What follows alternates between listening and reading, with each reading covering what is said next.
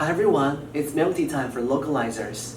So in our last episode, we're going to talk about Taiwan and how localization works in this specific market. As Taiwanese, I think we've had mature localization industry in our country. It's been embedded into our daily lives, right? Right. Such as movie title translation, subtitling for dramas. We've heard lots of misunderstanding from our foreign friends saying that they couldn't fully understand Taiwanese cultures. This is why we decided to make an episode like this today. What exactly makes Taiwanese cultures different from China? And how can we differentiate ourselves from Chinese cultures when it comes to global localization industry?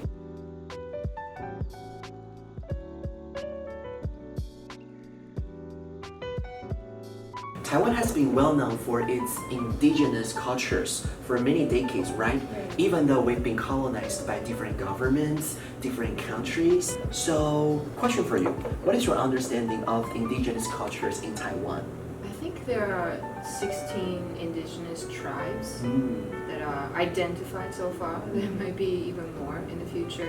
I also happen to have a friend who was struggling in life, and one of his friends was from Daozu or Yami or Tao, and they have this flying fish festival which lasted about 9 months.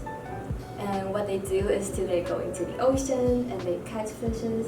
But what they do really special is they would let go of these small fishes.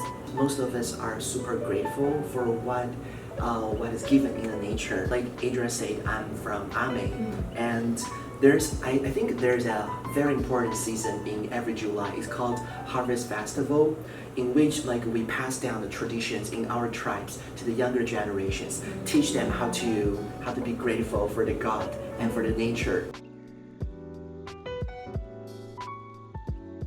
Well, I think Taiwan is a mix of every culture, given our historic background. So we were colonized by the Netherlands, by Spain, by Japan, and we also have a very close relationship with China. And so because of all of this, we are very open to new things, and there's a huge fusion of everything in our culture. And also thanks to the Spain and Netherlands, they brought Christianity into our culture. Taiwan has high religious freedom. Basically, as long as you're not a cult, anything is fine. Yes. So you can see, Buddhist temples next to churches or Catholic churches, whatever, and next to mosques. Oh, one interesting thing, if you go to Taoyuan Airport, there are different prayer rooms. If you ask me to describe or to summarize Taiwanese feature in one word, I would just say respectful. Yeah, since Adrian mentioned things about the mixture of cultures from different countries, I think Taiwanese is one of the best examples that we can give today. It includes lots of languages, I think. Cantonese, Japanese. My grandmother calls her elder brother Nisan. If she asked me, do you want an apple? She would say, 你会讲令狗哦. And if she calls someone stupid, she would be like, oh, are you atama konguri? Which is literally also kind of related to Japanese. Yeah, I think we have to explain a little bit here. Adama is Adama is a Japanese for the head, right? Yeah. And konguli is concrete, which means your brains are like concrete. That's why you're stupid. Yeah. Yeah. But we turn that into Taiwanese, which has been widely spoken by lots of senior population, including my family.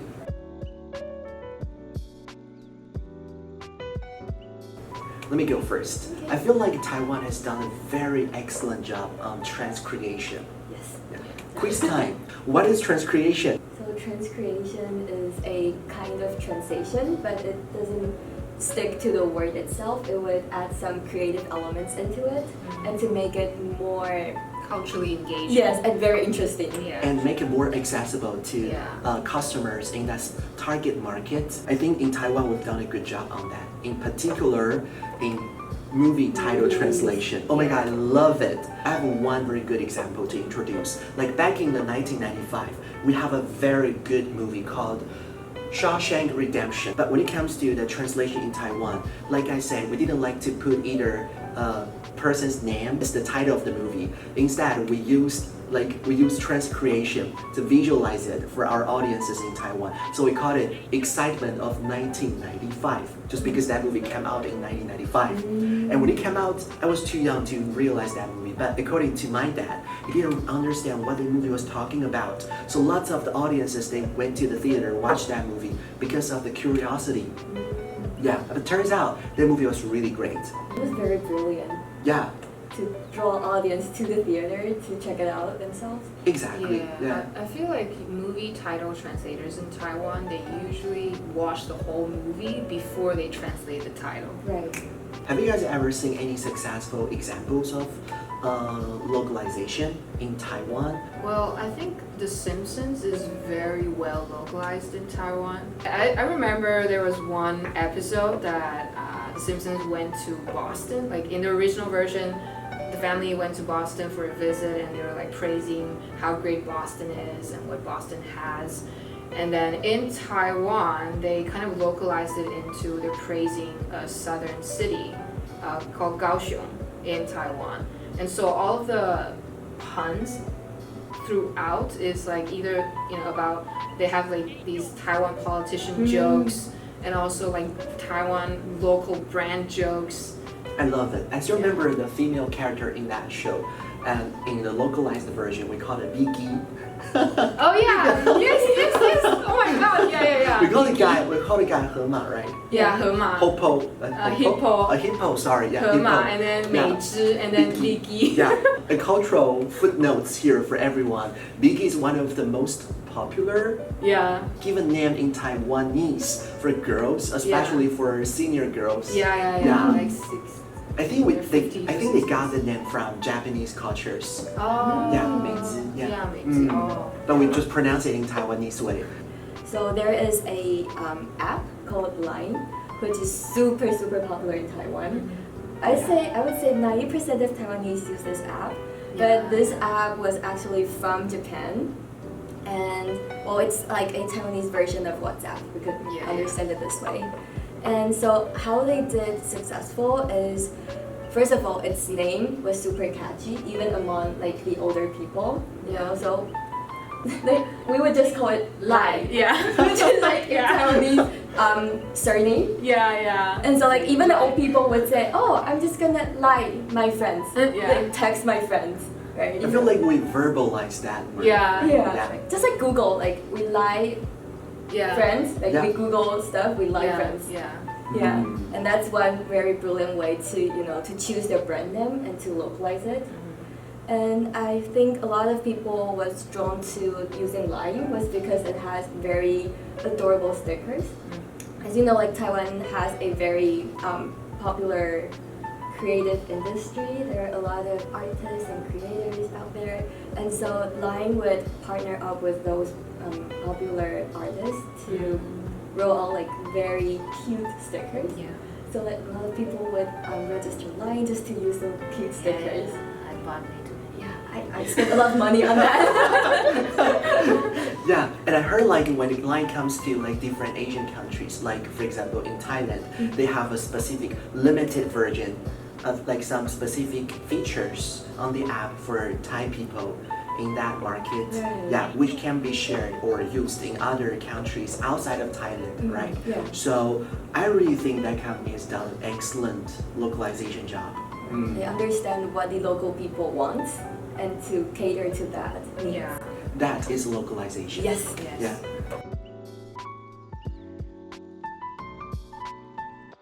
We are all, professional localizers, and we get a product that is ready to be localized into Taiwan. In this scenario, what kind of images you think you will consider putting on that before it goes to Taiwan? That's a great question. On the top of my mind, I would think of the potato. Potato? Yeah. Sweet potato. Oh, sweet potato, yeah. Because Taiwan looks like a sweet potato. Yeah. We call it hanji. Yeah. You can Google a little bit check it out, like what Taiwan looks like geographically. Right. Yeah. Blue and white striped slippers. 蓝白拖. Slippers. Yeah. So the blue white slippers are kind of slippers for Taiwanese people. I see that a lot when I was kids. They wear that a lot. They're very convenient to carry and very convenient to go. So people just go everywhere with them. So we have slippers, indigenous people, and boba. Sweet potato. Yeah, sweet potatoes. Do you guys think you guys will put Taipei 101 on the products to represent who we are? I mean, Do that. Yeah. Because it's world famous, right? yeah. Yeah, but I feel like we're more than that. Yes. Yeah, but Sure. your guys are right. It's just kind of an entry level understanding to Yeah, let people that's know true, who that's we true. are.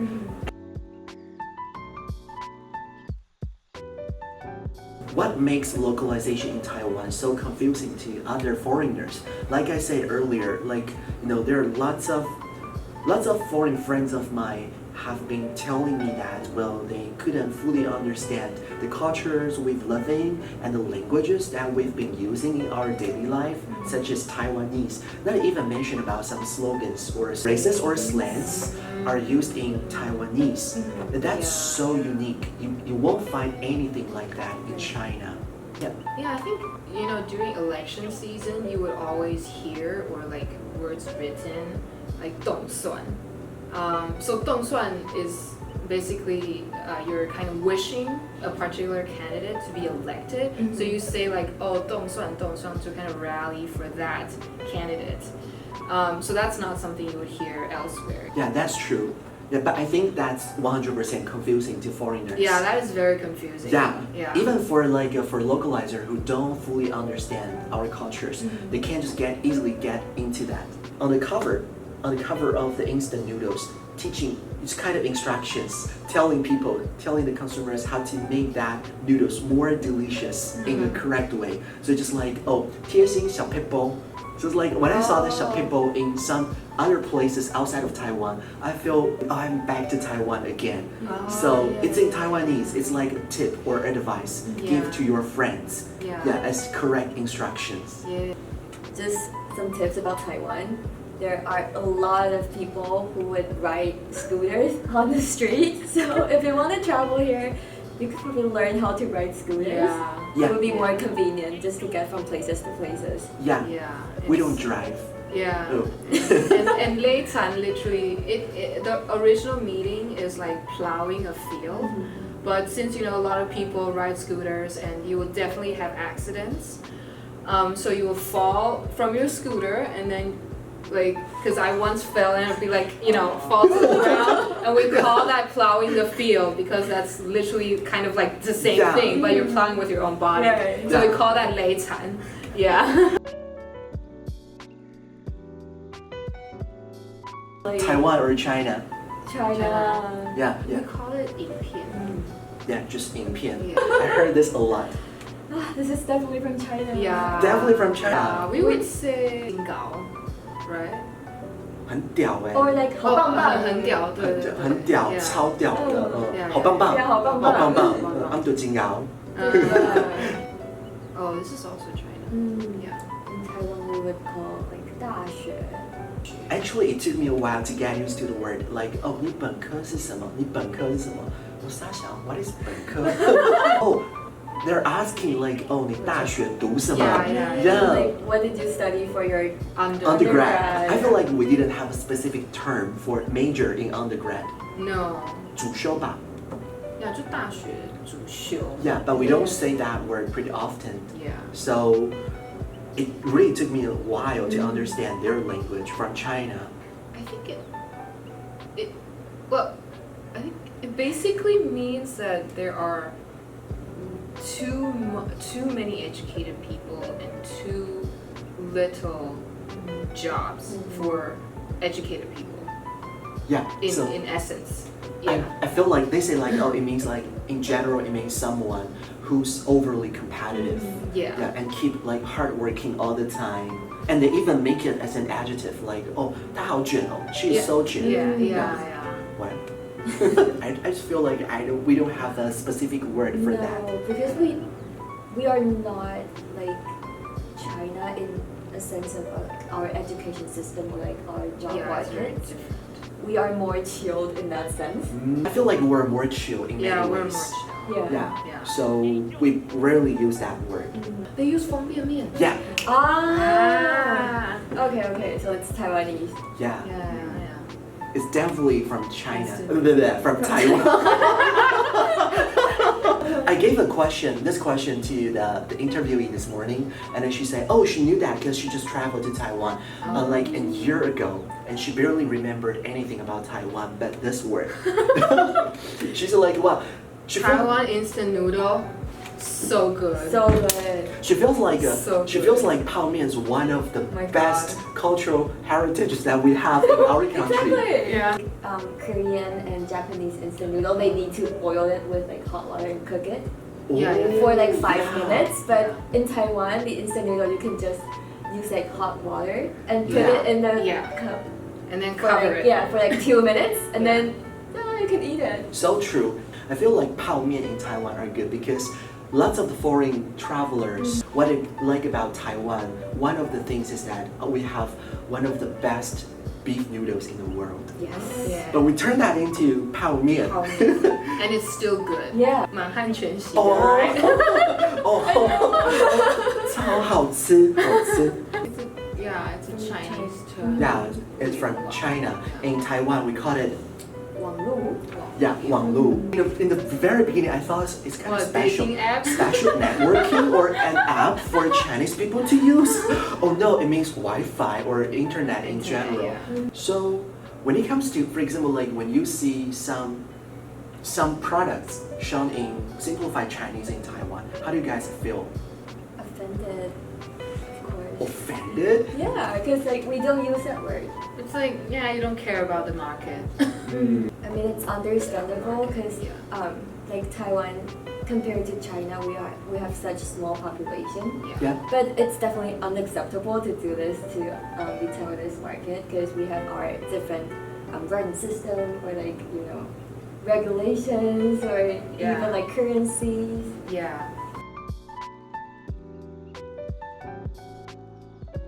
I feel like when I see some products carrying big red colors and those red lanterns, and sometimes even like there are some dragons. But to the world, many parts of the world would have that wrong perception that the red color could also be popular in Taiwan. Right. What is that?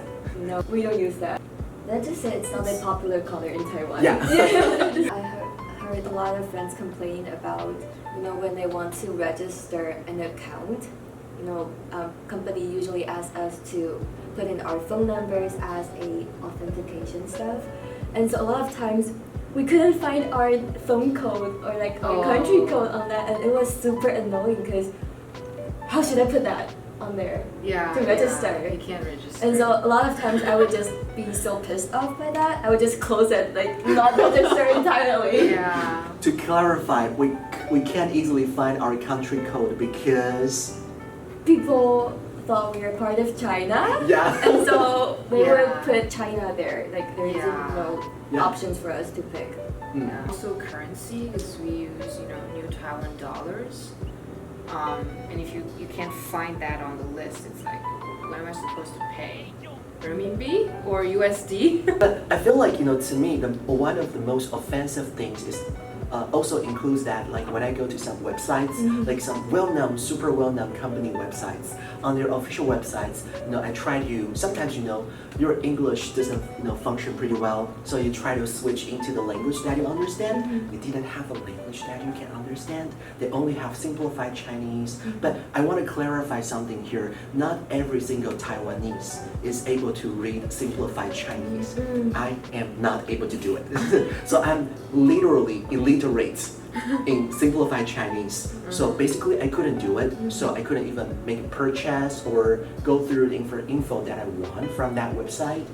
Yeah, so I think it's also important for localizers to know. Yeah, even if I understand the simplified Chinese, there are terms that just doesn't make sense to me. Yeah. So like how am I gonna make the correct move if I do not understand what they're saying? right? Yeah. Or the marketing is not targeted towards us anyways. Like the festivals that China usually celebrates is kind of different, and so it's like, okay.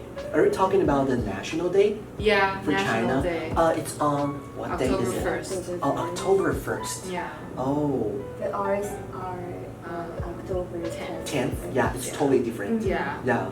Yeah. Wow. Yeah, I heard a lot about the October 1st celebration. Yeah. I didn't know what and that's for Yeah. It's until their now. National Day. It's for Chinese National Day? Yeah. Wow, Yeah. okay. Yeah. It's like a big bomb in Taiwan's market, right? If you want to enter Taiwan for like Yeah. making some benefits, don't make a stupid mistake like that. Yeah. This is Red flag. This is Yeah. like best way to not gain the Taiwan market. Yeah, I feel like we make today's episode. It's just one of the reasons we make this is try to help companies and some localization teams, to understand like who we are and what we really like. Just in case some common mistakes like this keep happening and happening over and over again. And after all, I feel like Taiwanese people are so tired of that, right? Yeah, but I think I can understand like why we've seen so many cultural errors from those big companies before in our life. Maybe they don't even see us like one of their potential markets in their map.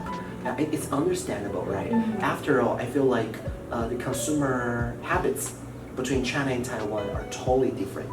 We can't be put on the same localization map together because we have totally different cultures, we have totally different consumer habits, we have totally different language usage, and we also develop our own specific cultures after a century of years in our own island, right? So I feel like based on the reasons above, we shouldn't be put together on the same localization map. There's no way to do that. I totally agree. Yeah.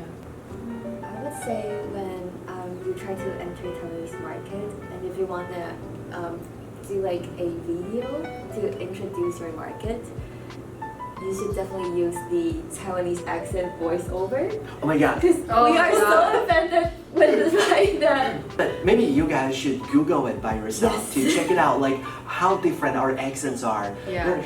It's huge difference. It sounds like we've all had a very good conversation today about what Taiwan is like and how we can differentiate ourselves from the Chinese market. So anyway, if you still enjoy watching the video today, just please feel free to share your comments below and or just try to subscribe to our channel. Yeah, but there's no point to do that because this is the last episode of that. I just want to let everyone know that one of the reasons why I created this YouTube channel is because I want to let the whole world know who we are and what Taiwan is. And I believe there will be more other countries like Taiwan suffering in some way, maybe in terms of localization or other ways, in the same situation. They can't have their voices heard and they always being misunderstood by the world. So I think one of the best way to clarify on that or to find a solution for that is to film videos and run our own YouTube channels, letting the whole world know who we are, spread our voices. Thank you for watching today. Thank you.